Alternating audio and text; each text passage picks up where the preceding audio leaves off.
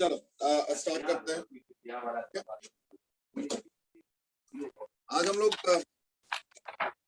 Electric industry को और आगे बढ़ाएंगे with an important concept of what is called as electric dipole. ठीक है ना? Before I start,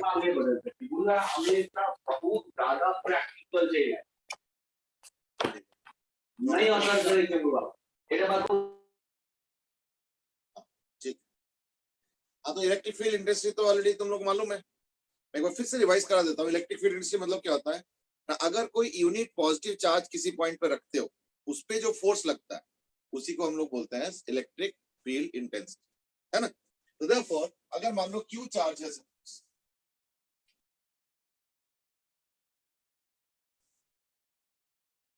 और आर डिस्टेंस है, यहाँ पे इस पॉइंट पे इंटेंसिटी फाइंड आउट करना है, तो कैसे इंटेंसिटी हो जाएगा ना, वहां पे एक 1 कूलम चार्ज रखना होता है। 1 कूलम चार्ज पे जो फोर्स होता है वही इलेक्ट्रिक फील्ड इंटेंसिटी है। तो हो जाएगा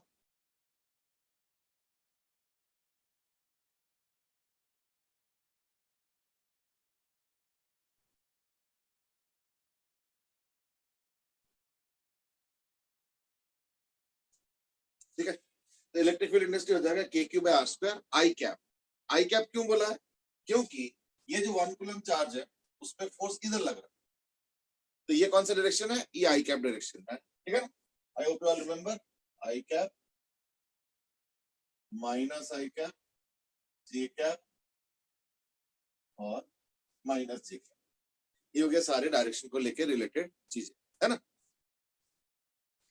okay, now this is the formula for electric field intensity. आज हम लोग इंट्रोड्यूस कर रहे हैं what is called as a dipole. ये टॉपिक आसान है, आसान है, कोई ज्यादा मुश्किल नहीं है। Electric dipole,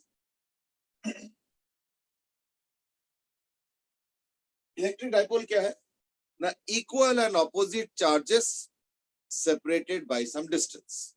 So equal and opposite charges separated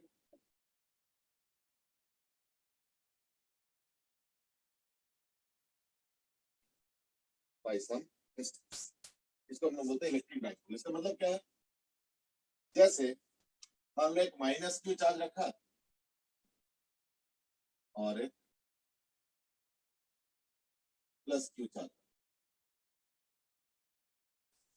देखो डिस्टेंस से सेपरेशन है ना, इसको हम लोग बोलेंगे इलेक्ट्रिक डाइपोल। एक कन्वेंशन है कि इनके बीच का जो सेपरेशन है उसको हम लोग लिखते हैं 2n। This is written as 2n।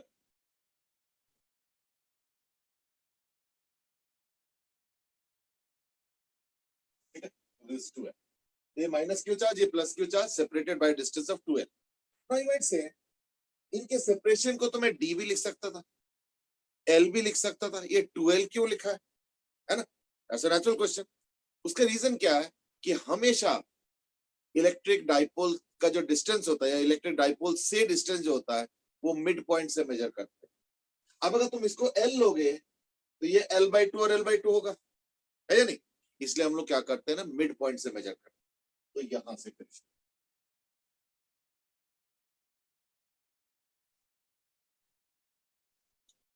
इस वजह से क्या ना, उसको 2l बोल दो। अच्छा, 2l बोलने का फायदा क्या है, फिर ये जो आधा वाला पार्ट है वो l हो जाएगा और ये वाला l हो जाएगा।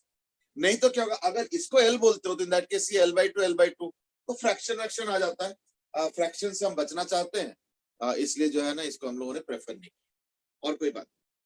चलो अब हम डिफाइन कर दिया कि डाइपोल क्या होता है। डाइपोल का जो पहचान है, आइडेंटिटी है, that is through a quantity called as electric dipole moment.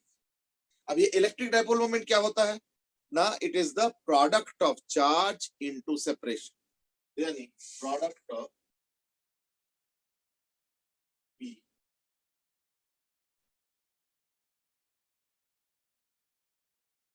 और इसका एज अ वेक्टर डिफाइन किया गया, इट्स अ डिफाइंड as, तो नेचुरली तुम बोलोगे कि चलो ठीक है, अगर वेक्टर डिफाइन किया गया तो इसका मैग्नीट्यूड तो चलो 2q हो गया, इसका डायरेक्शन क्या होगा? जो वेक्टर में तो डायरेक्शन भी होता है ना? चलो, तो डायरेक्शन क्या है? Direction is defined from negative to, तो इलेक्ट्रिक डाइपोल मोमेंट का जो डेफिनेशन है उस हिसाब से क्या हो रहा है ना, it has been defined from negative charge to positive charge, ठीक है ना? ये चीज,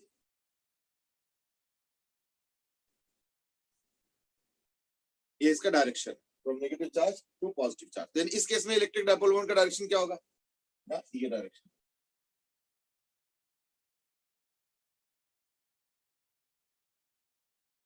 ठीक है? ये हो गया इलेक्ट्रिक डाइपोल मोमेंट का direction. I hope it's now okay. चलो अब हम देखो क्या करेंगे कि ये जो डाइपोल है इस पे हम दो लाइंस डिफाइन करेंगे। एक है लाइन ज्वाइनिंग द चार्जेस, तो माइनस क्यू प्लस क्यू, ये जो लाइन है इसको बोला जाता है एक्सियल लाइन, एक्सियल लाइन या एक्सेस, ठीक है? और इसका जो परपेंडिकुलर लाइन है, मतलब इसके जो परपेंडिकुलर लाइन है जो मैं अभी ड्रॉ कर रहा था, उसको हम लोग बोलते हैं इक्वेटर।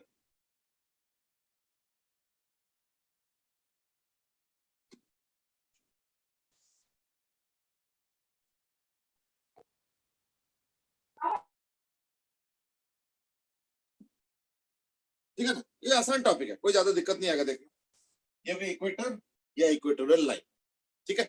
अच्छा, ये जो डाइपोल का टॉपिक है इसके अंदर 4 सब टॉपिक है, ठीक है? Let's start.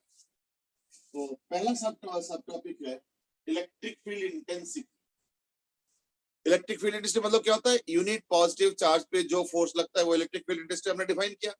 अब हम जानना चाह रहे हैं कि what will be the electric field intensity due to dipole at an axial point, ठीक है? तो E ड्यू टू डाइपोल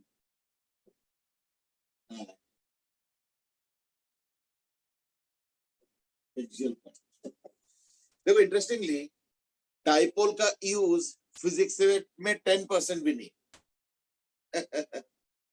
80% जो डाइपोल का यूज है ना वो केमिस्ट्री में, लेकिन पढ़ते हम लोग फिजिक्स में, क्या करें ठीक है ना?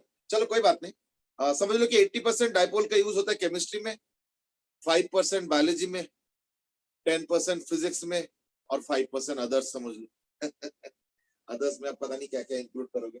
चलो anyway, E due to dipole at axial point, axial point पे इलेक्ट्रिक फील्ड इंटेंसिटी निकालना है, तो let us take a axial point. Suppose ये पॉइंट यहाँ कहीं पे भी ले लो, तो मैं इसको दोबारा ड्रॉ कर रहा हूँ।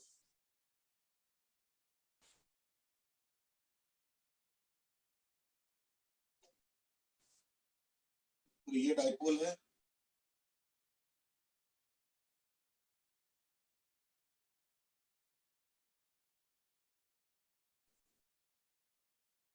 ठीक है?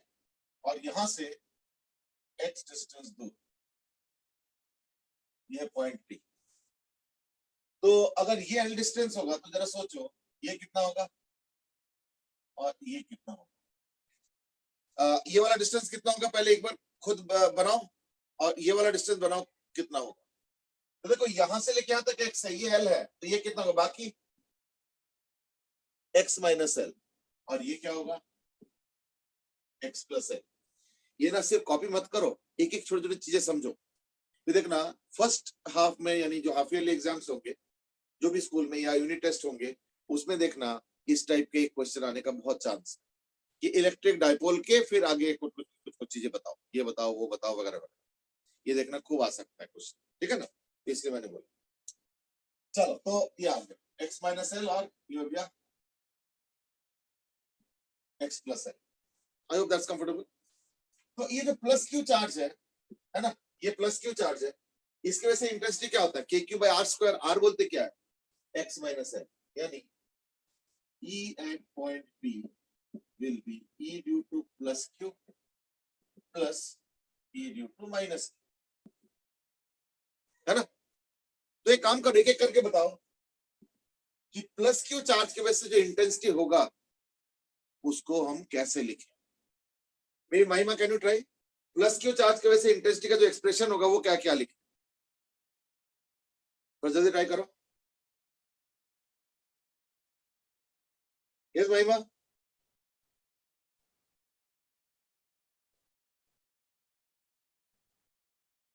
यस बेटा, ये कर पाओगे बेटे? नानिका, प्लस क्यू की वजह से इंटेंसिटी का एक्सप्रेशन क्या लिखा जाए?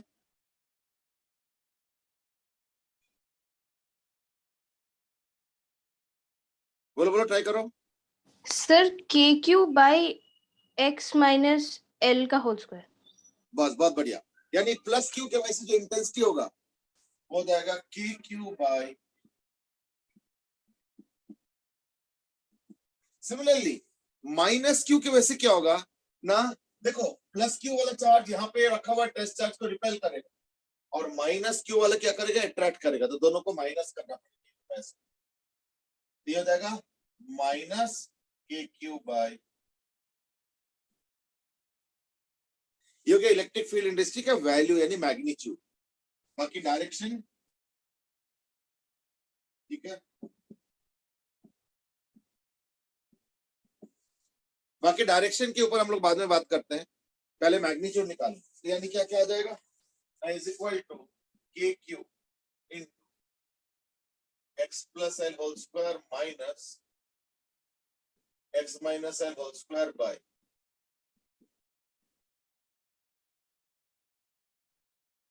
is equal to KQ into, अब देखो a plus b whole square minus a minus b whole square, है ना, तो क्या हो जाएगा, a square plus 2ab plus b square minus a square, वो सब कैंसिल हो जाएगा, तो इसका 2xl, है ना। चलो मैं लिख दूं पूरा, x square plus 2xl plus l square minus x square plus 2xl minus l square by x square minus l square whole square। तो देखो ये कैंसिल हो गया, ये भी कैंसिल हो गया, तो बचा क्या, 2xl plus 2xl यानी 4xl is equal to KQ 4xl by x square minus l square। इसको मैंने थोड़ा सा मैनिपुलेट करके लिख रहा हूं, जरा देखो कैसे, 2QL into x by, आ गया ना। देखो ये 2QL आया ना, 2QL ही तो हमने डिफाइन किया ना, डाइपोल मोमेंट, जिसको हम लोग डाइपोल मोमेंट के टर्म्स पे लिखे, यानी इलेक्ट्रिक फील्ड इंटेंसिटी कितना हो गया फिर, है ना, इक्वल टू KP, ये तो P हो गया, x by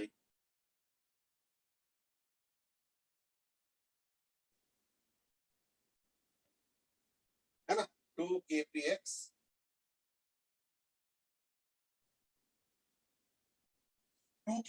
by x square minus L square whole square।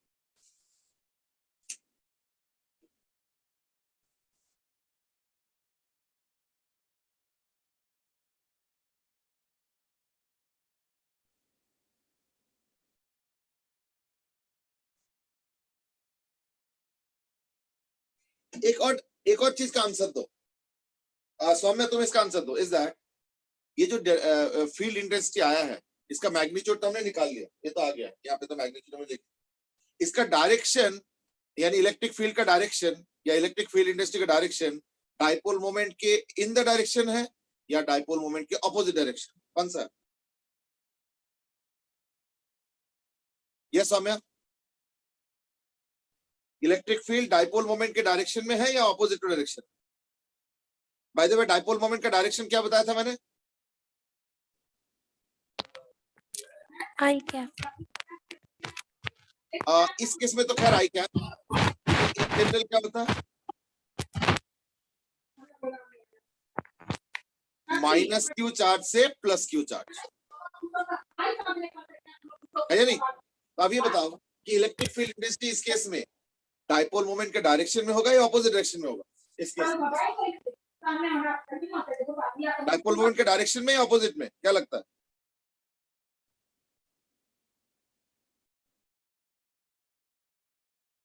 Yes बताओ बेटे, थोड़ा जल्दी से पार्टिसिपेट करो सो दैट क्या नाम आगे बढ़े।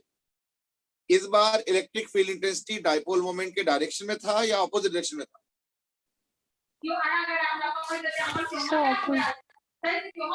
ऑपोजिट बोल रहे हो, फॉर्म में बोल रहे हो? Sir opposite. नहीं ऑपोजिट, ठीक है ना? तो तुम्हारा ना पीछे बैकग्राउंड भी आवाज कुछ आ रहा है चल कोई बात नहीं। देखो ऑपोजिट नहीं, मैं बता दूं कैसे। देखो ये माइनस चार्ज है, ये प्लस चार्ज है। यहाँ पे अगर इंटेंसिटी निकालना है तो हम क्या करेंगे ना, एक +1 कूलम चार्ज रखेंगे। ये जो प्लस क्यू चार्ज है ये रिपेल करेंगे इधर,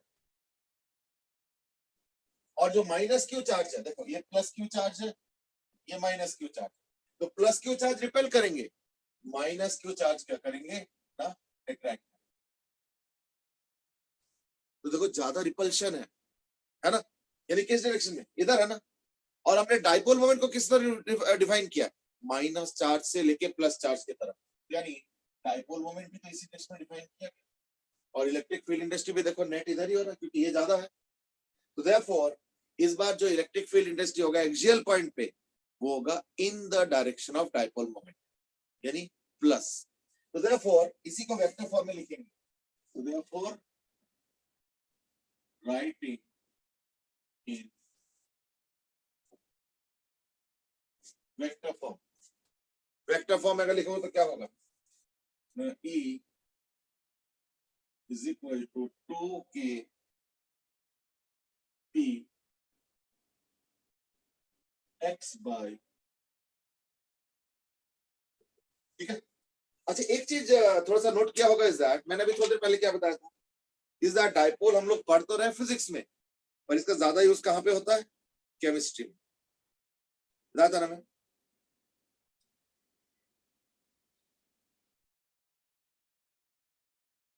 तो मैंने क्या बताया, एक्सक्यूज मी सर।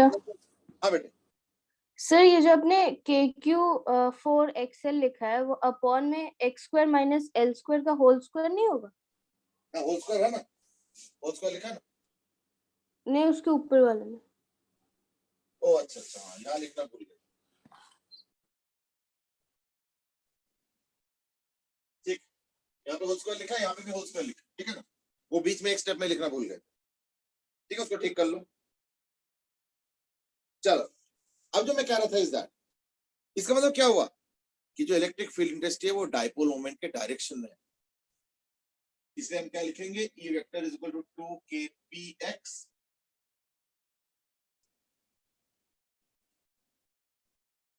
ठीक है ना, अपॉन x² माइनस L² का होल स्क्वायर। एक बार अच्छे से देखिए, ठीक है, I hope it's comfortable.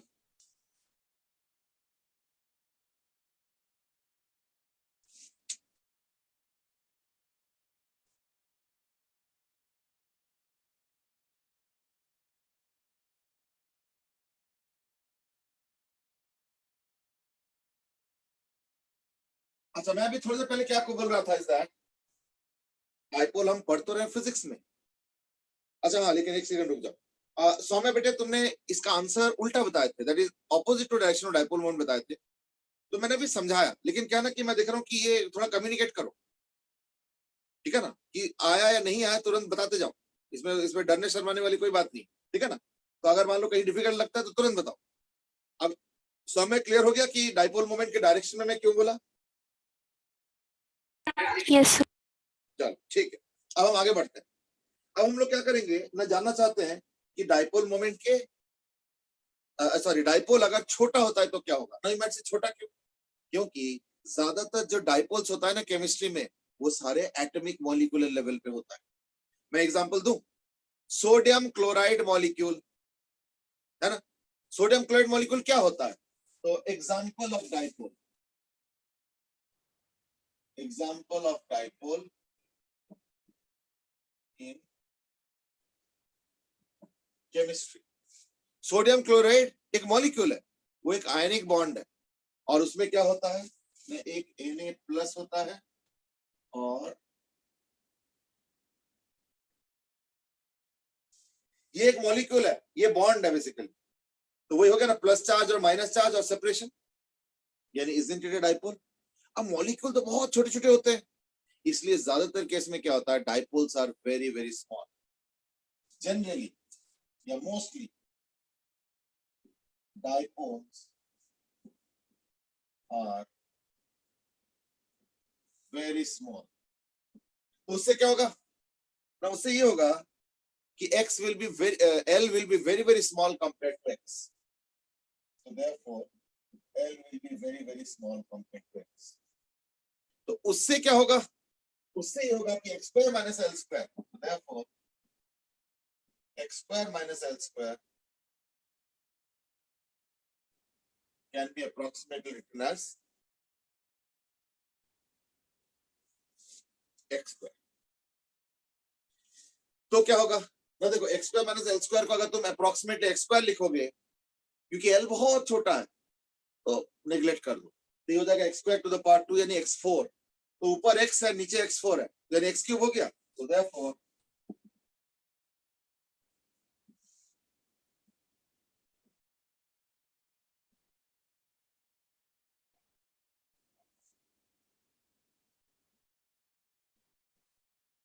I hope it's now okay, 2kp upon x cube, ठीक है, that was।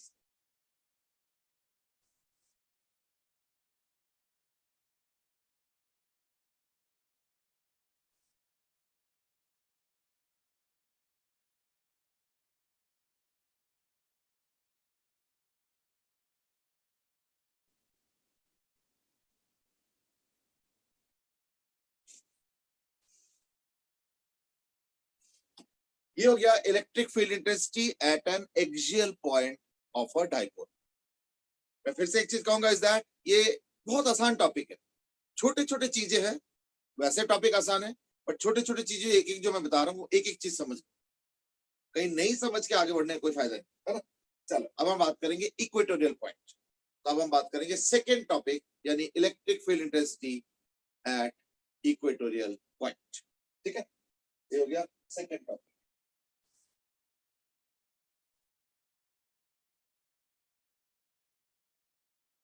यानी E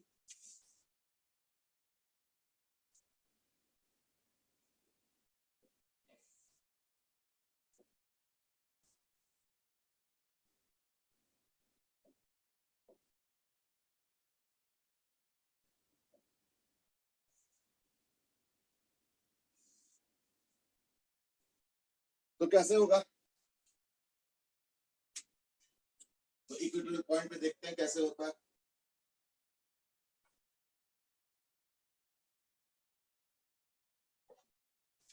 तो अगर ये माइनस क्यू चार्ज है मान लो, और ये प्लस क्यू हो गया सपोज,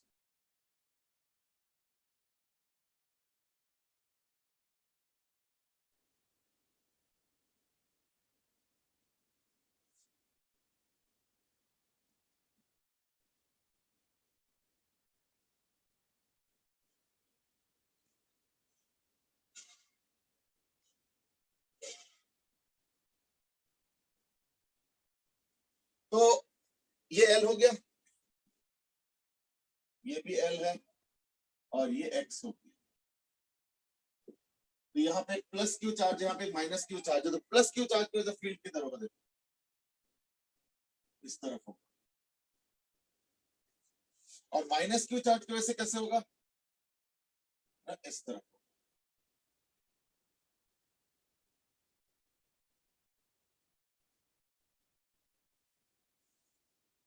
ठीक है, तो जो फील्ड इंटेंसिटी बनेगा वो कैसे बनेगा, वो समझ रहे हो ना। अगर यहाँ पे एक 1 कूलम चार्ज रखते हो तो उसके ऊपर फोर्स कैसे आएगा ना, ये प्लस क्यू चार्ज उसको रिपेल करेगा, और ये माइनस क्यू चार्ज उसको अट्रैक्ट करेगा, तो यही होगा फील्ड इंटेंसिटी। अब मैं इनका कंपोनेंट कर देता हूँ, तो अगर मैं इनके कंपोनेंट करता हूँ तो क्या आएगा ना, ये जो इलेक्ट्रिक फील्ड इंटेंसिटी है वो क्या होता है, K Q by R square, R बोलते क्या है, यही है, यानी अंडर रूट ऑफ,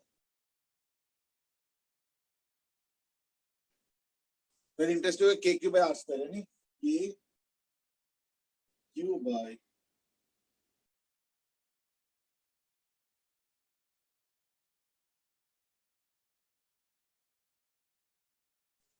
ये आ गया।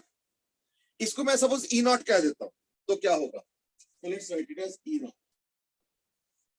ये ई नॉट है, ये भी ई नॉट, और यहाँ पे एक एंगल ले लो सपोज थीटा, ये हो जाएगा ई नॉट कॉस थीटा, ये भी E naught cos theta. Cos theta होगा ना। हमेशा याद रखना एक चीज कि थीटा एंगल पे जो कंपोनेंट होता है वो होता है कॉस थीटा, दूसरा साइन। साइन थीटा का जरूरत नहीं, कैंसिल हो जाएगा। क्यों? ये देखो, ये जो इंटरेस्टिंग होगा साइन थीटा कंपोनेंट इधर होगा और इस वाले का नीचे की तरफ होगा, तो इस वाले का साइन थीटा कंपोनेंट ऊपर, इस वाले का साइन थीटा कंपोनेंट नीचे। therefore ये जो cos थीटा कंपोनेंट है ये ऐड अप होके डबल हो जाएंगे। तो therefore फाइनली इंटेंसिटी आ कितना रहा है, या इंटेंसिटी का मैग्नीट्यूड कितना आ रहा है, 2 ई नॉट cos थीटा। अब ई नॉट क्या है ना, K Q by R square, R square बोलते क्या, इसका स्क्वायर, यानी 2 K Q by into cos theta. cos theta क्या होगा ना, यहां से कैलकुलेट करो, L अपॉन दिस, तो into L upon under root of, ये क्या बन गया, K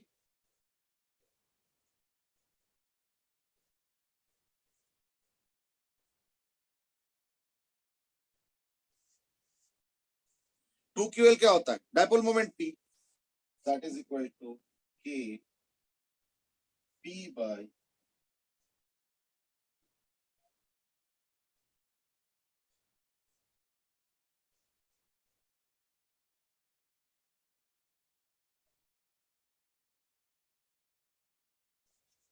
ठीक है, KP by x square plus L square to the power 3 by. I hope that's okay. अब एक और सवाल अभी भी है, सेम सवाल, इस बार बेटे नॉनी का आंसर करो।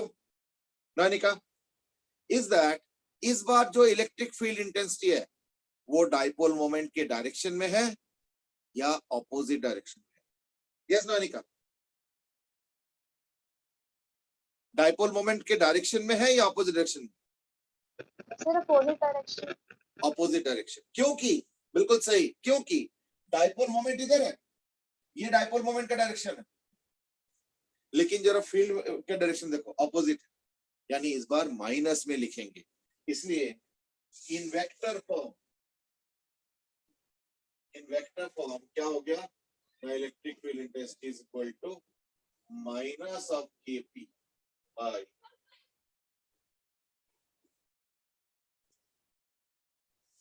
और एक चीज बताऊं, देखो एक लास्ट चीज और है, इज दैट अगर शॉर्ट डाइपोल होगा तो फिर से वही होगा, x square plus L square will be approximate x square, है ना। तो स्पेशल केस और शॉर्ट डाइपोल, यानी अगर L बहुत छोटा होता है, L बहुत छोटा होता तो हम बोलते हैं शॉर्ट डाइपोल, तो क्या होगा, x square plus L square is approximately x square. अब बताओ, x square plus L square अगर x स्क्वायर हो जाए तो x square to the power 3/2 क्या होता है, x क्यूब। therefore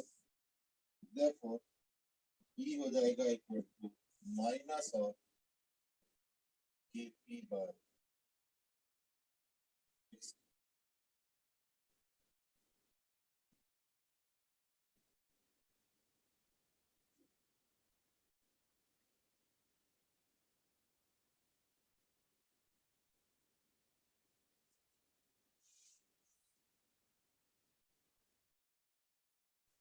यानी एक्सियल और इक्वेटोरियल में दो मेजर अंतर आ गया फॉर शॉर्ट टाइप। एक तो एक्सियल में फॉर्मूला था 2Kp बाय x क्यूब, हो गया, और एक्सियल में प्लस साइन, यहाँ पे हो गया Kp बाय x क्यूब और माइनस साइन। तो ये दो मेजर अंतर है when it comes to electric field intensity for a short dipole at the axial point and the equatorial point. तो मैं पता कैसे लिख सकता हूं, इस therefore for short dipole क्या होगा ना, E axial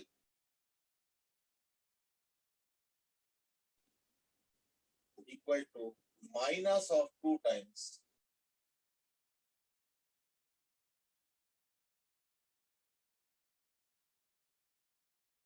क्योंकि इक्वेटोरियल के लिए तो ये फॉर्मूला, और एक बार मैं एक्सियल वाला भी लिखता हूं so that you can easily compare.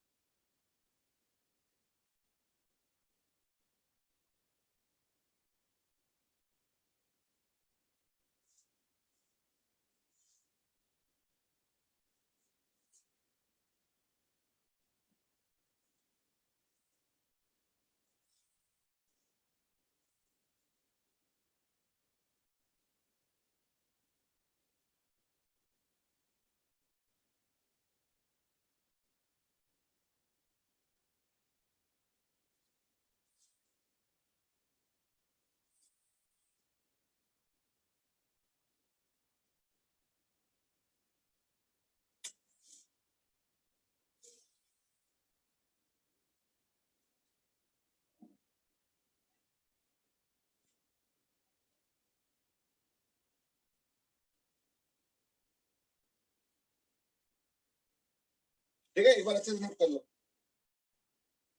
अब हम लोगों ने दो टॉपिक खत्म किया as far as the dipole is concern. ये जो टॉपिक्स थे दोनों इलेक्ट्रिक फील्ड रिलेटेड या फील्ड इंटेंसिटी कह सकते हैं। अब हम बात करेंगे डाइपोल, ये dipole in uniform electric field. ठीक है, वही बात करते हैं। पहले इसको कॉपी कर लो अच्छे से। सबने नोट कर लिया? किसी को कोई कॉपी तो नहीं करना, एक बार देख लीजिए जरा।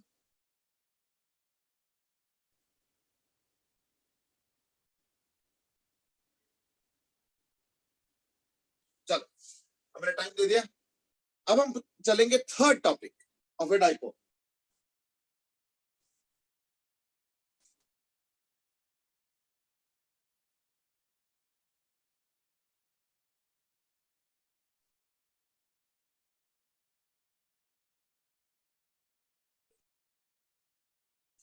अब है third topic of dipole and that is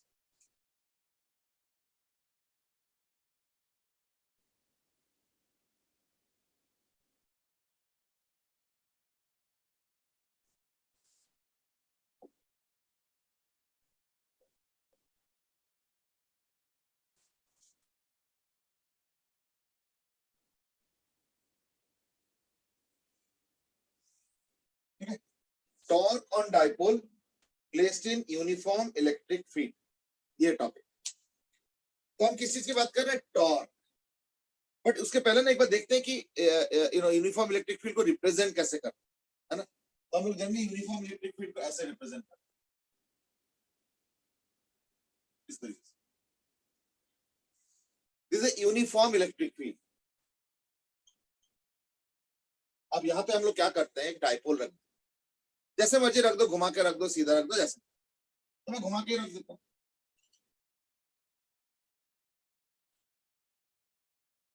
तो ये डिस्टेंस कितना हो गया ना, 12।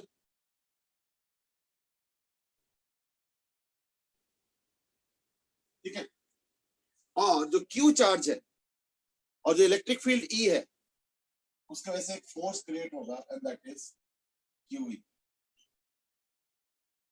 है ना? क्योंकि इलेक्ट्रिक फील्ड इंटेंसिटी क्या होता है? Force per unit charge. तो ऑब्वियसली फिर फोर्स क्या हो जाएगा ना, चार्ज इनटू इलेक्ट्रिक फील्ड, तो क्यू ई। और एक इधर भी होगा। एक बार मैं फिर से याद दिलाऊंगा, ये तो छोटे छोटे पॉइंट्स ना याद रखो। देखो, कई बार आप लोग ना फिजिक्स को अप्रोच थोड़ा सा गलत तरीके से करते हैं, हमें लगता है फिजिक्स बहुत टफ है। ठीक है, बहुत आसान तो खैर नहीं है, ये मैं भी एग्री करता हूँ, लेकिन अगर हम छोटे छोटे पॉइंट्स पे ध्यान देंगे और अगर उसको याद रखेंगे और समझेंगे तो ज्यादा डिफिकल्ट नहीं होता। जैसे पॉजिटिव चार्ज पे इलेक्ट्रिक फील्ड इंटेंसिटी के डायरेक्शन में फोर्स लगता है, और नेगेटिव चार्ज पे इलेक्ट्रिक फील्ड इंटेंसिटी के ऑपोजिट डायरेक्शन में फोर्स लगता है। ये चीज है। तो देयरफॉर मैं एक रिवीजन के तौर से एक बार लिख देता हूं इस पॉइंट को, फिर भी एक बार तुम लोग याद भी कर लो, लिख भी लो। तो positive charge experiences force in the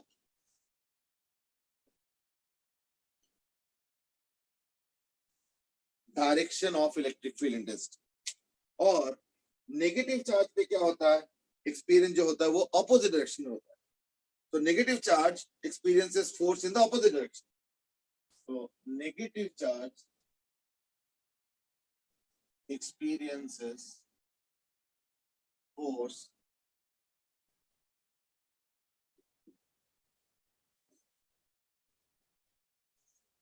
opposite to E vector। ठीक है, experiences force opposite to E vector। I hope that's clear। तो इस तरीके से QE और इधर QE हो, देखो अच्छे से।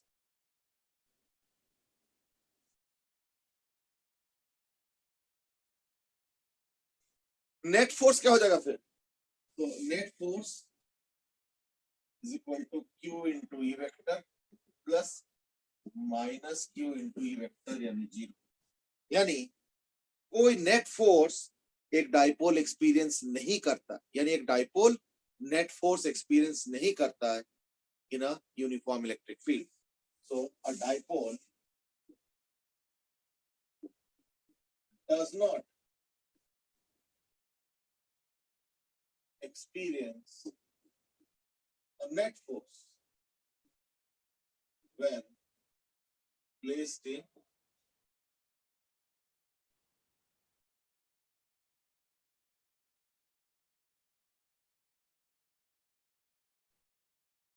uniform electric field।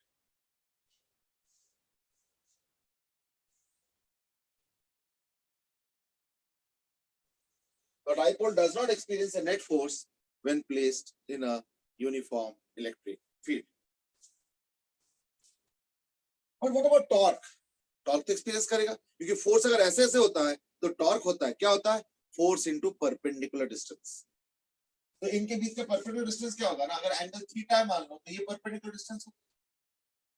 तो देखो थीटा के साथ वाला जो लाइन होता है वो होता है कॉस थीटा, और जो अपोजिट वाला लाइन होता है वो होता है साइन थीटा। इसलिए ये जो परपेंडिकुलर डिस्टेंस है ये हो जाएगा 2l साइन थीटा। तो टॉर्क क्या होता है, फोर्स इनटू परपेंडिकुलर डिस्टेंस, तो 12 sin theta. Therefore tau is equal to force into perpendicular distance। तो परपेंडिकुलर डिस्टेंस केस में क्या होगा, 12 sin थीटा। तो therefore टॉर्क क्या हो गया, इक्वल टू 2ql, है ना, 2ql into E। So therefore tau is equal to PE sin theta. अब बताओ, जब भी कोई साइन थीटा का टर्म दिखता है ना साइंटिस्टों को, ए बी साइन थीटा इस तरीके का, तो वो उसको लिखना चाहते हैं एज ए क्रॉस प्रोडक्ट। और वैसे भी टॉर्क एक वेक्टर क्वांटिटी है, इसलिए इसको वेक्टर फॉर्म में लिखेंगे क्रॉस प्रोडक्ट। और अगर अगर cos थीटा दिखता है जैसे ए बी cos थीटा, तो साइंटिस्ट क्या करते हैं, उसको कोशिश करते हैं to write as a dot product. I hope you remember कि ए बी साइन थीटा होता है क्रॉस प्रोडक्ट का मैग्नीट्यूड, और ए बी cos थीटा होता है डॉट प्रोडक्ट का मैग्नीट्यूड। आई होप ये सब याद होगा। ऑब्वियसली इसको हम क्या करेंगे ना, क्रॉस प्रोडक्ट के फॉर्म में लिखेंगे। तो इन देखा होगा हर एक्सप्रेशन में पहले मैं डिराइव कर रहा था, और अभी तक 2 टॉपिक हो चुका है, दोनों में एक चीज देखा होगा कि मैंने पहले डिराइव किया और फिर उसको वेक्टर फॉर्म में लिखा। इसमें भी यही करेंगे, finally writing in vector form. तो इन वेक्टर फॉर्म क्या हो जाएगा,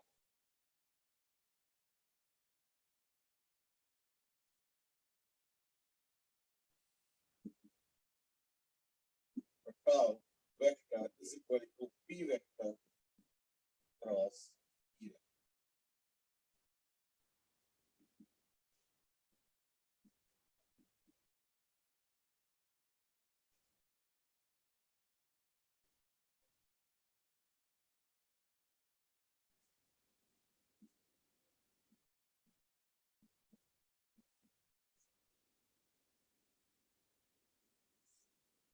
अच्छा, एक लास्ट चीज और है, और वो पता क्या है कि सपोज मैं जानना चाह रहा हूं है ना। सपोज मैं जानना चाह रहा हूं कि टॉर्क का वेरिएशन कैसे होगा विथ थीटा, उसका ग्राफ भी बनाएंगे।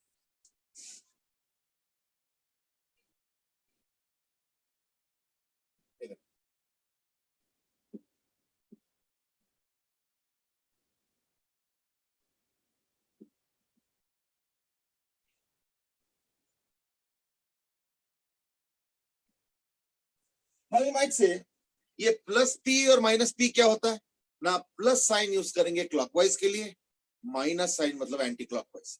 देखो अगर मान लो एक टॉर्क होता तो इधर भी टॉर्क हो सकता है, इधर भी टॉर्क हो सकता है, घुमाने वाला चीज को टॉर्क कहता है ना। तो टॉर्क अगर इधर हुआ तो यह क्लॉकवाइज हुआ, हम इसको पॉजिटिव बोल रहे हैं, और अगर टॉर्क इधर हुआ तो यह एंटी क्लॉकवाइज हुआ, इसको हम नेगेटिव बोल रहे हैं इस पर्टिकुलर क्वेश्चन। तो देखो टॉर्क का वेरिएशन क्या होगा, इस तरीके से होगा,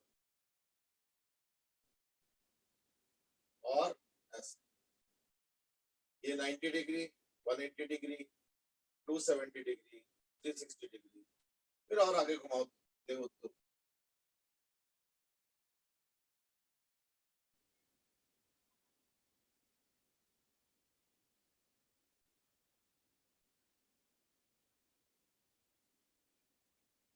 जीरो,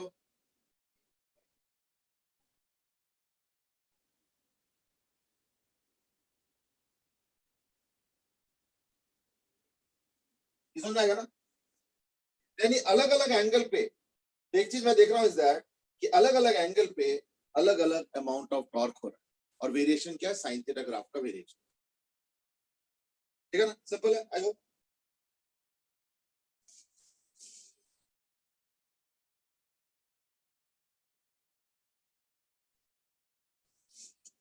ठीक है, मैक्सिमम टॉर्क कब होगा, अब इस पे भी थोड़ा फोकस किया जाए। तो टॉर्क इज मैक्सिमम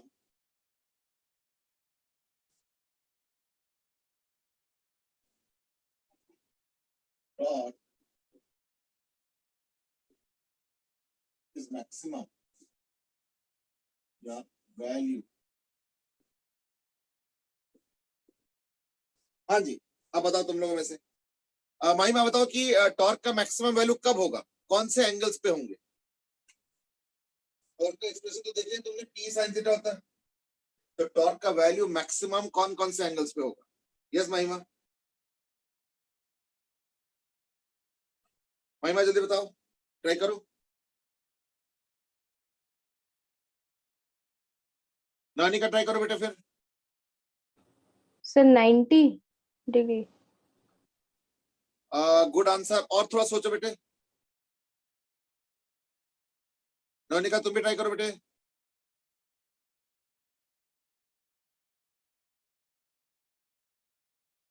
अच्छा देखो, आंसर मैं अब दे रहा हूं, सौम्य तुम ट्राई करोगे बेटे। टॉर्क का वैल्यू मैक्सिमम कब होगा, यस सौम्य। सर 180। नहीं नहीं नहीं, अभी रुको रुको रुको, साइन 180 डिग्री वैल्यू याद है बेटे सौम्य, या मालूम है। यस सौम्य, फिर थोड़ा जल्दी जल्दी कम्युनिकेट करो सब लोग। सौम्य साइन 180 डिग्री वैल्यू कितना होता है।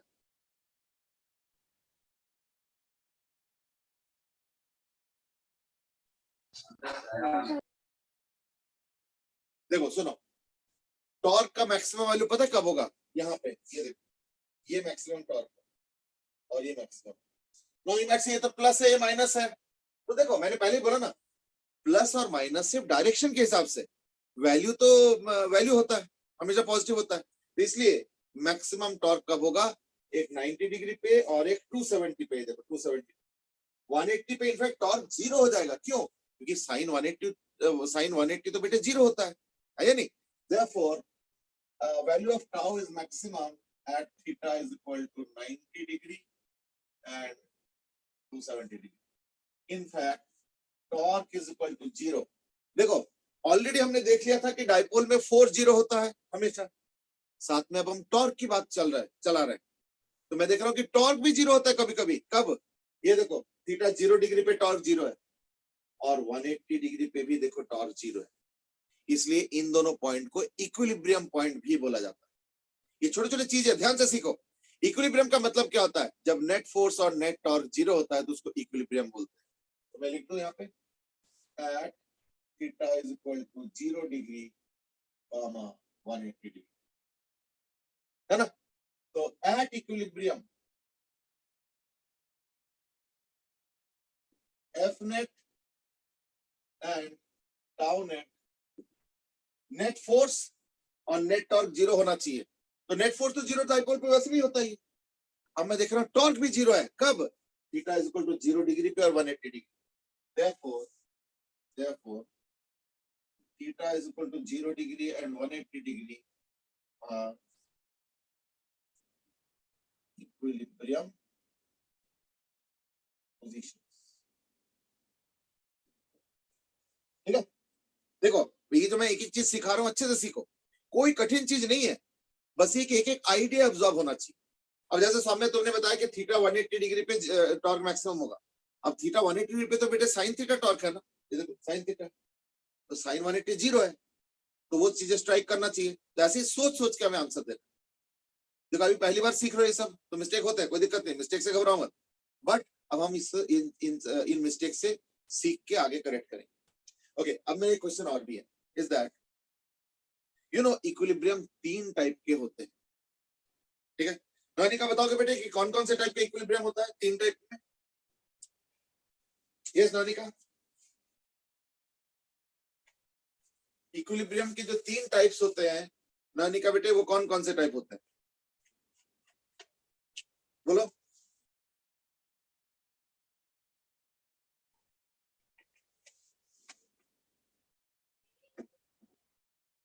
याद है किसी को? महिमा, सौम्या, याद है इक्विलिब्रियम के 3 टाइप्स?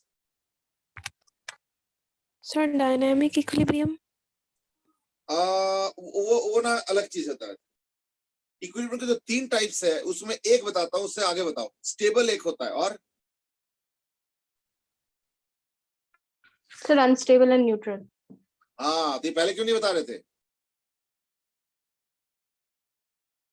हाँ, प्रॉम्प्ट करना पड़ेगा हर चीज में, प्रोएक्टिव बनो, अपने पे विश्वास रखो। अपने पे विश्वास रख के जब आंसर करोगे तो उसमें एक आध बार गलती भी होगा, गलती से घबराओ मत।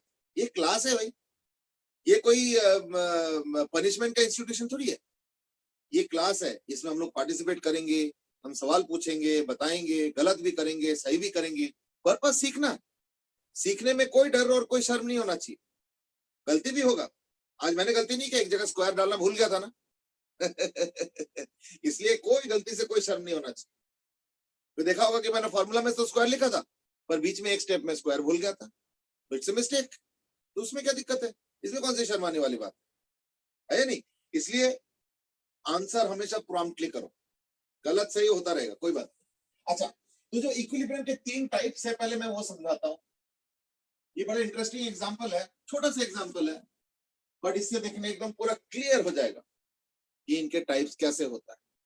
सपोज मैंने एक सिलेंडर लिया, मैं सिलेंडर को 3 अलग अलग तरीके से रखा। एक तरीका ये है, ये हो गया तरीका नंबर 1। दूसरा तरीका बड़े मुश्किल से रखा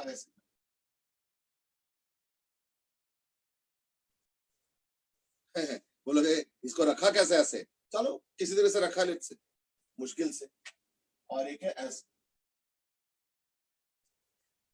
ये 3 बता रहा है तुमको, स्टेबल, अनस्टेबल और न्यूट्रल। तो पहले समझा जाए कि स्टेबल अनस्टेबल होता क्या है ना? स्टेबल का मतलब होता है अगर तुम थोड़ा सा डिस्टर्ब करते हो और अगर वो वापस आता है अपने जगह पे, तो वो होता है स्टेबल। स्टेबल,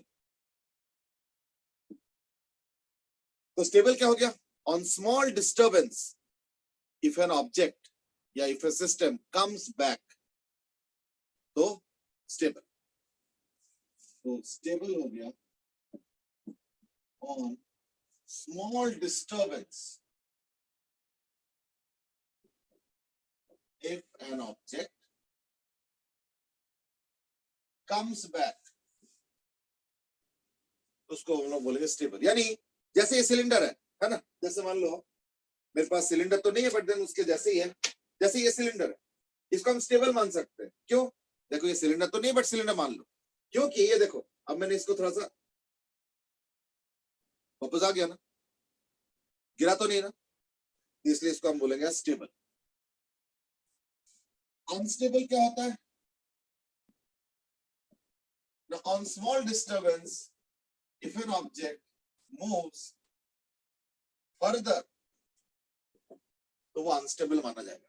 जैसे इस केस में अगर इसको हल्का सा भी डिस्टर्ब कर दो ना, हल्का सा यूं या यूं, इस तरफ या इस तरफ हल्का सा भी डिस्टर्ब करो तो देखना वो गिर पड़ेगा, यानी इसको हम बोलेंगे एज अनस्टेबल।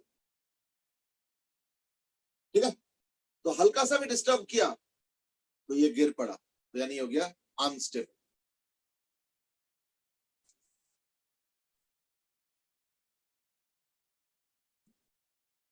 और ये होता है न्यूट्रल। न्यूट्रल का मतलब क्या हुआ? जैसे जैसे मान लो एक ग्लास है, अब इसको न्यूट्रल बोलेंगे, क्यों? क्योंकि देखो ये ग्लास ऐसे रखा, फिर मान लो इसको ऐसे रखा, तो छोड़ दिया तो वहीं रह गया, यहां रख दिया वहीं रह गया, यहां रख दिया वहीं रह गया। ऐसे नहीं हुआ कि अगर यहाँ पे था, मैंने इसको थोड़ा डिस्टर्ब किया तो छोड़ दिया तो ये वापस आ गया, तब उसको स्टेबल बोलेंगे। बट ये कुछ नहीं करता है, सिलेंडर है, थोड़ा रोल करके आगे छोड़ दो, वहीं का वहीं रह जाएगा, ना आगे जाएगा ना पीछे आता, तो ये हो जाता है न्यूट्रल इक्विलिब्रियम। स्टेबल, अनस्टेबल और न्यूट्रल। ठीक है, तो अब दो इक्विलिब्रियम पॉइंट निकला है, एक theta is equal to 0 degree और एक 180 डिग्री, है ना? तो दोनों में देखते हैं क्या होता है, अच्छे से समझ लो इसको। ये ना बुक में तुमको आंसर मिल जाएगा बट देन अच्छे से एक्सप्लेनेशन नहीं मिलेगा, इसलिए अच्छे से देखो।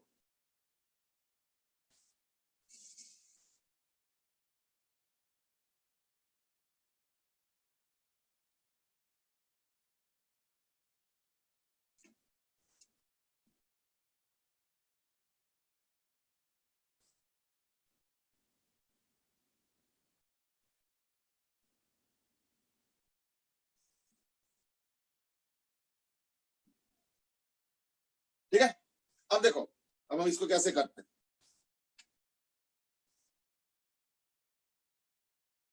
तो ये जो डाइपोल है, इसके 0 डिग्री को हम स्टेबल बोलते हैं। क्यों बोलते हैं जरा देखो। सपोज ये डाइपोल है, मैंने इसको एंटी क्लॉकवाइज डिस्टर्ब कर दिया और इलेक्ट्रिक फील्ड ऐसे ऐसे, तो मैंने इसको डिस्टर्ब करके ऐसे कर दिया, यानी मैंने क्या इसको ऐसे घुमाया, ये हो गया डिस्टर्बेंस।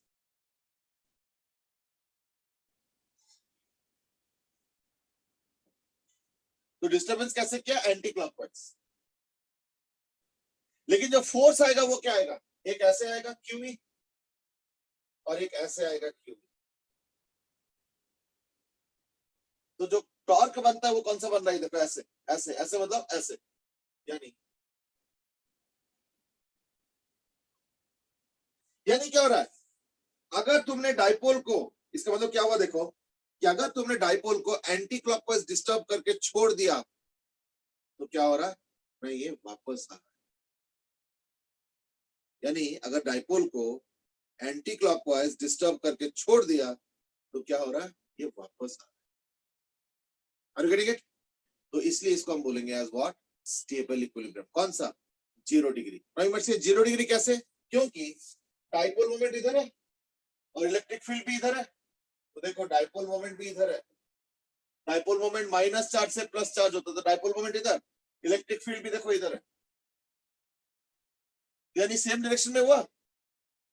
और उससे क्या हुआ ना, जैसे ही मैंने डिस्टर्बेंस यूं किया तो टॉर्क उल्टे डायरेक्शन में जनरेट होकर इसको वापस ला रहा है, यानी टॉर्क इज क्लॉकवाइज। इस टाइप के टॉर्क जो कि उसको ओरिजिनल के तरफ लेके आता है, इसको बोलते हैं रेस्टोरिंग टॉर्क। रेस्टोर मतलब होता है वापस आना, तो रेस्टोरिंग टॉर्क कहते हैं। टॉर्क इज क्लॉकवाइज यानी रेस्टोरिंग, हेंस स्टेबल। क्योंकि स्टेबल का मतलब क्या हुआ कि अगर डिस्टर्बेंस करोगे तो कम बैक करना चाहिए, वापस आना चाहिए। तो मैं देख रहा हूं कि इस केस में वापस आ रहा है, ये देखो वापस आ रहा है, रेस्टोरिंग। इसलिए theta is equal to 0 degree हो गया stable. Theta is equal to 0 degree जैसे समझ में आया ना? देखो ये छोटे छोटे पॉइंट्स है, लेकिन ध्यान से समझो। कोई भी पॉइंट जो है डाउट पे रह के आगे मत बढ़ने दो, तुरंत सवाल पूछने का आदत बनाओ। अच्छा ऐसे क्यों, टॉर्क क्यों लिखा ऐसे, ये एक्सप्रेशन कैसे आ गया, क्लॉकवाइज कैसे, एंटी क्लॉकवाइज कैसे, ये डिस्टर्बेंस वो डिस्टर्बेंस, सारा चीज पूछने लायक चीज है। मैं थोड़ा हट जाता हूँ, एक बार नोट भी कर लो, और अगर छोटा सा भी कोई डाउट है तो पहले वो पूछ लो, ठीक है? कॉपी करो अच्छे से पहले सब कुछ।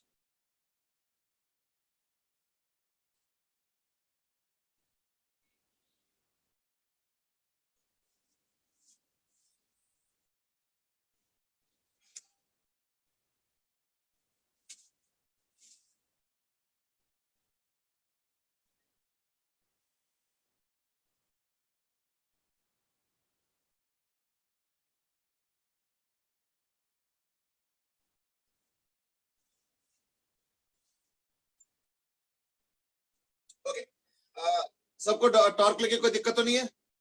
सौम्य बेटे तुमको समझ में आया स्टेबल कैसे हुआ? रेस्टोरिंग टॉर्क का डायरेक्शन समझ में आ रहा है?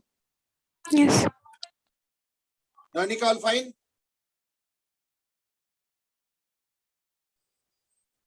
ओके चलो ठीक है, मैसेज आ गया। महिमा बेटे डायरेक्शन? Yes sir. चलो ठीक है, गुड। अब हम जानना चाहते हैं कि 180 डिग्री भला फिर अनस्टेबल क्यों है, वो भी देख लेते हैं।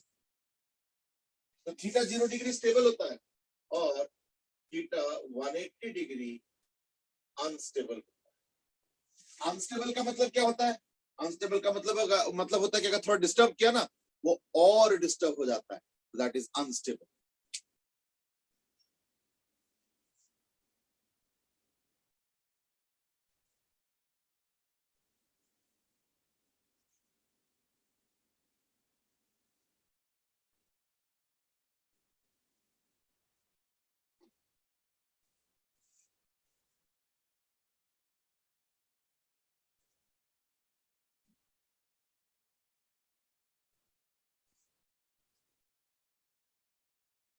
तो ये हो गया 180 डिग्री।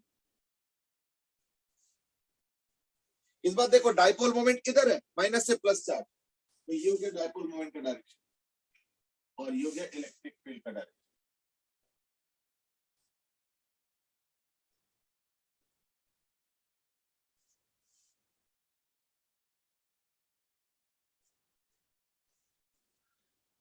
ठीक है, आई होप यू गॉट इट।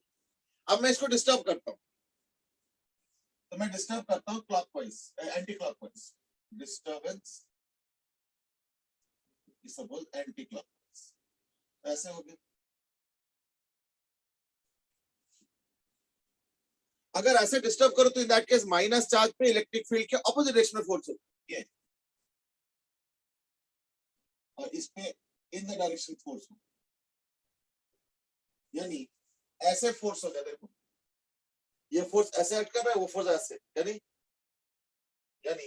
जो टॉर्क जनरेट हो रहा है, इसका मतलब क्या हुआ, जो टॉर्क जनरेट हो रहा है वो भी एंटी क्लॉकवाइज, तो टॉर्क इज एंटी क्लॉकवाइज। यानी अगर तुमने एंटी क्लॉकवाइज डिस्टर्ब किया, यानी अगर तुमने एंटी क्लॉकवाइज डिस्टर्ब किया, तो जो टॉर्क बन रहा है वो और एंटी क्लॉकवाइज है, यानी उसको और ले जाएगा। रेस्टोरिंग तो नहीं हुआ, वापस तो नहीं आया ना, और ज्यादा डिस्टर्ब हो गया। So therefore, if disturbance is anti-clockwise, torque is also anti-clockwise, so it moves further away, means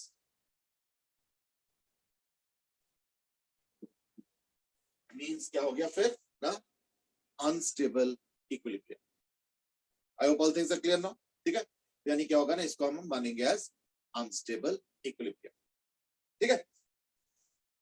चलो ठीक है, तो आज का हम लोग का एजेंडा यही था।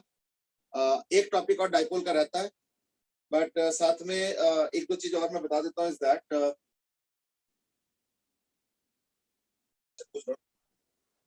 हाँ बेटे पूछो। सर ये जो आपने theta 0 degree and theta 180 degree में चार्जेस अपोजिट रखे हैं, मतलब थीटा 0 डिग्री में नेगेटिव चार्ज लेफ्ट में है एंड पॉजिटिव वाला राइट में है, एंड थीटा 180 में नेगेटिव वाला राइट में एंड पॉजिटिव वाला लेफ्ट में, वो क्यों है? नहीं समझे नहीं, देखो मैंने क्या बोला, डाइपोल मोमेंट क्या होता है, माइनस चार्ज से प्लस चार्ज। तो पिछले बार क्या रखा था, माइनस इधर था प्लस इधर था, तो डाइपोल मोमेंट इधर हुआ और इलेक्ट्रिक फील्ड भी इधर हुआ। और अब क्या हो रहा है, देखो इलेक्ट्रिक फील्ड अभी भी उधर है लेकिन डाइपोल मोमेंट इधर है, तो ये दोनों ऑपोजिट डायरेक्शन में हो गया, तो इन दोनों के बीच का एंगल क्या होगा, 180 डिग्री। बट पिछले बार जो मैंने लिया था उस समय क्या लिया था, ये डाइपोल मोमेंट था और यही डायरेक्शन में इलेक्ट्रिक फील्ड था, तो दोनों के बीच का एंगल क्या हो गया, 0 डिग्री। अभी तो 0 डिग्री का अलग एनालिसिस किया था और अब हम लोग 180 डिग्री का अलग एनालिसिस करते हैं। ये हो गया थीटा 180 डिग्री। अब थीटा 180 डिग्री कैसे, ना डाइपोल मोमेंट है माइनस से प्लस, तो यानी इधर, यानी इस बार क्या हो रहा है, देखो ये डाइपोल मोमेंट हो रहा है, ये और ये इलेक्ट्रिक फील्ड है, ये इलेक्ट्रिक फील्ड है, तो अपोजिट डायरेक्शन में हुआ ना, तभी तो थीटा 180 मान रहा हूं। ये हो गया इसका दूसरा केस, थीटा 180 डिग्री वाला केस, ये वाला। और थीटा 0 डिग्री वाला केस मैंने यहाँ पे ड्रॉ किया था, अच्छा नहीं अभी भी ड्रॉ किया हुआ, तो अच्छा वो मैंने मिटा नहीं। ये हो गया थीटा 0 डिग्री वाला केस, ये theta is equal to 0 degree. अब बोलोगे थीटा 0 डिग्री क्यों, क्योंकि देखो माइनस से प्लस इधर है, यानी ये हो गया डाइपोल मोमेंट का डायरेक्शन, और देखो इलेक्ट्रिक फील्ड भी उसी डायरेक्शन में है, ये हो गया इलेक्ट्रिक फील्ड का डायरेक्शन।